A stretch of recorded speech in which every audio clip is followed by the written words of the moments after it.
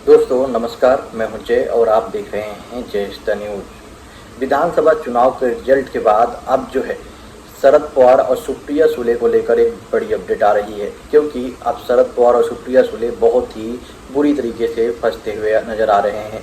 शरद पवार के बाद अब पूरी तरह से जो एनसीपी की बागडोर है वो सुप्रिया सुले को संभालने के लिए दिया गया है और वो कोशिश भी कर रही हैं। लेकिन विधानसभा चुनाव 2024 में बीजेपी, शिवसेना, शिंदे गुट और राष्ट्रवादी अजीत पवार गुट ने महायुति गठबंधन को स्पष्ट बहुमत मिल गया, जिसकी वजह से कहीं ना कहीं यहाँ पर शरद पवार पहले ही काफ़ी उनको बड़ा झटका लगा हुआ है।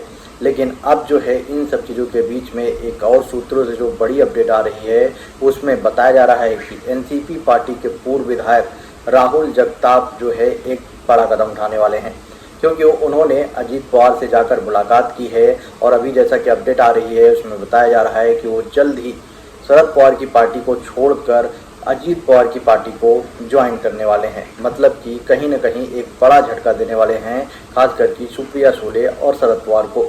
अब देखने वाली बात ये होगी आने वाले टाइम पे कि क्या सुप्रिया सुले, जैसा कि बोला जा रहा है, वो एनसीपी को फिर शरद पवार की तरह से खड़ी कर पाएंगी या नहीं कर पाएंगी।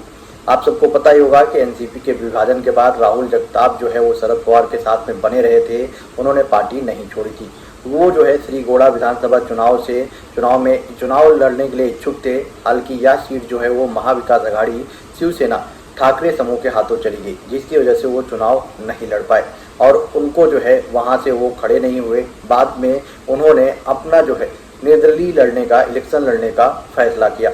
लेकिन अब जो अपडेट आ रही है इसमें बताया जा रहा है कि उन्होंने जो एनसीपी पार्टी के नेता हैं, अभी शरद पवार पार्टी के जो नेता हैं राहुल जगताप, उन्होंने एनसीपी अध्यक्ष अजीत पवार से जाकर मुलाकात की है और उनसे मुलाकात करने के बाद अब ये खबर सामने आ रही है कि वो जल्द ही जाकर अजीत पवार की पार्टी को ज्वाइन करेंगे। और अगर ऐसा होता है तो शरद पवार और सुप्रिया सुले के लिए एक बड़ा झटका होगा।